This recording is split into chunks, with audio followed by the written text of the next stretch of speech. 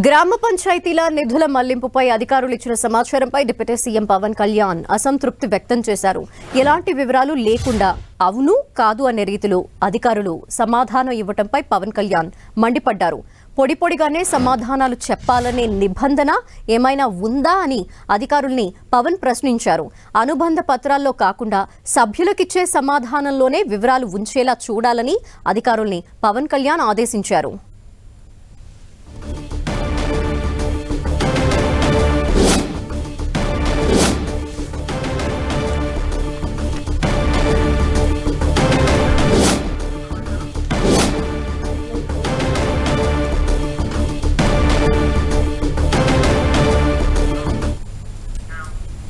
మరింత అదనపు సమాచారం మా ప్రతినిధి రవిచంద్ అందిస్తారు. రవిచంద్, డిప్యూటీ సీఎం పవన్ కళ్యాణ్ అధికారుల తీరుపై అసంతృప్తి వ్యక్తం చేస్తున్నారు. అసలు ఎటువంటి సమాధానాలు రావట్లేదు, అంటే దేనికి సంబంధించి పవన్ కళ్యాణ్ ప్రశ్నించగా వారి దగ్గర నుండి ఆన్సర్స్ రావట్లేదు?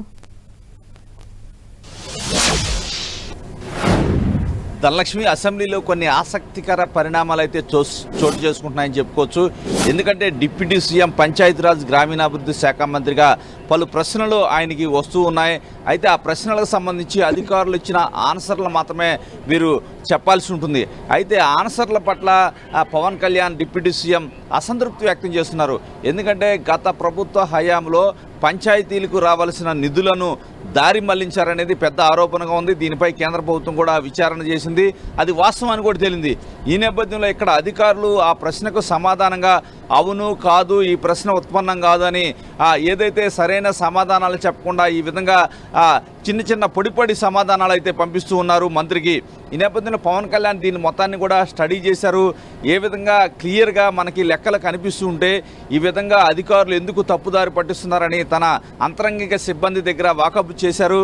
ఏదైతే గత ప్రభుత్వ హయాంలో ఉన్న అధికారులు ఆ తప్పిదాలు బయటపడకుండా ఉండేందుకు తప్పును కప్పుపుచ్చుకునే విధంగా వ్యవహరిస్తున్నారని తమ విచారణలో తేలినట్టు కూడా అంతరంగిక సిబ్బంది అయితే చెప్తూ ఉన్నారు.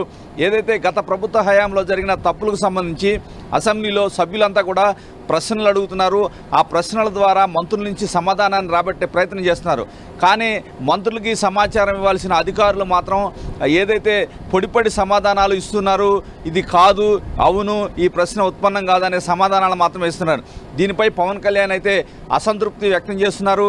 ఏదైతే గట్టిగా మాట్లాడితే మంత్రి అవసరమైతే ఏదైతే రిటర్న్గా ఆన్సర్ పంపించవచ్చు అని చెప్తున్నారు. పవన్ కళ్యాణ్ మాత్రం ఎట్టి పరిస్థితుల్లో కూడా ఆ మంత్రి డైరెక్ట్గా ఆన్సర్ ఇవ్వాలి, సభలోనే ఇవ్వాలనే అభిప్రాయం అయితే పవన్ కళ్యాణ్ వ్యక్తం చేస్తున్నారు.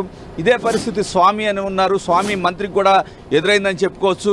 గత ప్రభుత్వ హయాంలో ఏదైతే ఎస్సీ ఎస్టీలకు కావాల్సిన సబ్ ప్లాన్ ఒకటి ఉంటుంది, ఆ సబ్ ప్లాన్లో నిధులను దారి మళ్లించారనేది ప్రధానంగా ఆరోపణ ఉంది.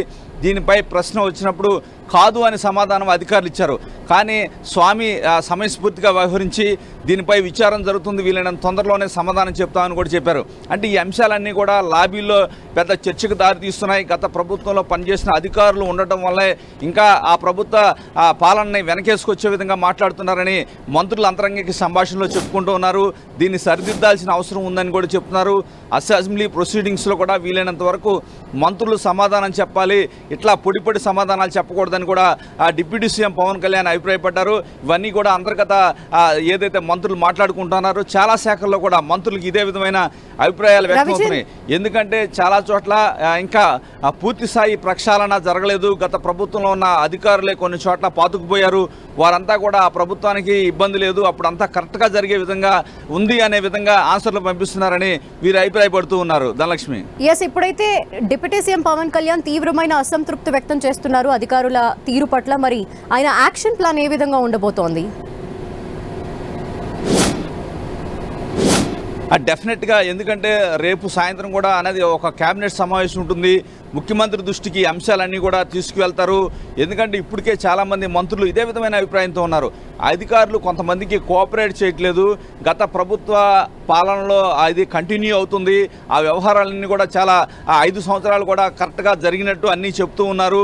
ఇది కరెక్ట్ కాదు, వాస్తవాలు వేరే ఉన్నాయి. ఎందుకంటే గత 5 సంవత్సరాల్లో మేము కూడా కింది స్థాయిలో అన్నీ చూస్తున్నామని మంత్రులు చెప్తున్నారు. ఎమ్మెల్యేలు కూడా వీరి ముందు సమస్యలను ఏకరువు పెడుతున్నారు. గత 5 సంవత్సరాల్లో జరిగిన వ్యవహారాలన్నీ కూడా బయటికి తీసుకొస్తున్నారు. కానీ అధికారులు మాత్రం ఎట్టి పరిస్థితుల్లో కూడా దానికి ఏదైతే తమ పాలన గతంలో జరిగింది కరెక్ట్గా ఉంది అనే విధంగా వారి వ్యవహారాల శైలి అయితే కనిపిస్తుంది. ఈ నేపథ్యంలో మంత్రులంతా కూడా ఈ అంశాన్ని ముఖ్యమంత్రి దృష్టికి తీసుకురావాలని కూడా భావిస్తున్నారు. రేపు కేబినెట్ సమావేశం ఉండే అవకాశం ఉంది రేపు సాయంత్రం. అప్పుడు ముఖ్యమంత్రి దృష్టికి అన్నీ తీసుకొస్తారు. ఎందుకంటే ఇప్పటికే కొంత ప్రక్షాళన అయినప్పటికీ పూర్తి స్థాయి ప్రక్షాళన జరగాలని మంత్రులు కావచ్చు, ఎమ్మెల్యేలు అంతా కోరుకుంటున్నారు. ఈ నేపథ్యంలోనే ఇవన్నీ తమకు ఎదురైన అనుభవాలన్నీ కూడా ముఖ్యమంత్రి దృష్టికి తీసుకొచ్చి ఎవరైతే ఇంకా పాత వాసనలతో ఉంటున్నారో వారందరినీ పక్క తప్పించి ఏదైతే నిజాయితీ గల అధికారులను ముందుకు తీసుకురావాలనే ఆలోచన అయితే వీరు చెప్పుకుంటూ ఉన్నారు. ఇవన్నీ కూడా రేపు కేబినెట్ సమావేశంలో ముఖ్యమంత్రి ముందుకు వెళ్లే అవకాశం కనిపిస్తుంది. అయితే రవిచంద్, ఏ శాఖలకు సంబంధించి రాబోయే రోజుల్లో ప్రక్షాళన జరిగే అవకాశాలు ఉన్నాయని భావించాలి?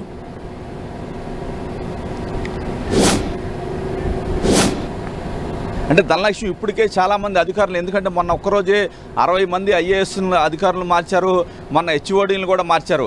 కానీ కింది స్థాయి సిబ్బంది ఉంటారు, వీరి తర్వాత లేయర్లో ఉంటారు. కింది స్థాయిలో సెక్రటరియట్లో కావచ్చు, ఆ శాఖలకు సంబంధించిన HODలో కావచ్చు, వారంతా పాతుకుపోయారు.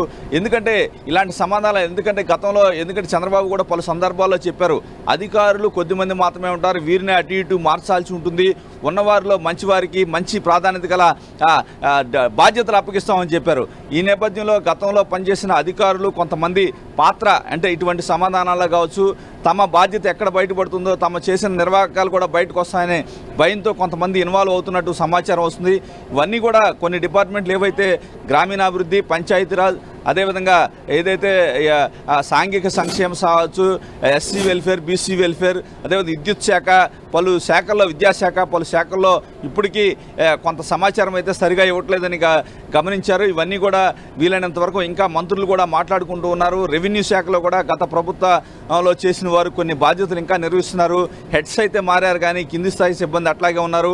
వారంతా కూడా అసెంబ్లీని తప్పుదారి పట్టించే విధంగా ఆ సమాధానాలు పంపుతున్నారనే ఆరోపణలు వస్తున్నాయి. ఏది ఏమైనా రేపు సాయంత్రం ముఖ్యమంత్రికి ఇవన్నీ కూడా మంత్రులంతా కూడా ఇవన్నీ ముఖ్యమంత్రి దృష్టికి తీసుకొచ్చి కొంత సరిచేసే ప్రయత్నం అయితే చేయబోతున్నారని సమాచారం వస్తుంది. Okay, thank you Ravichand.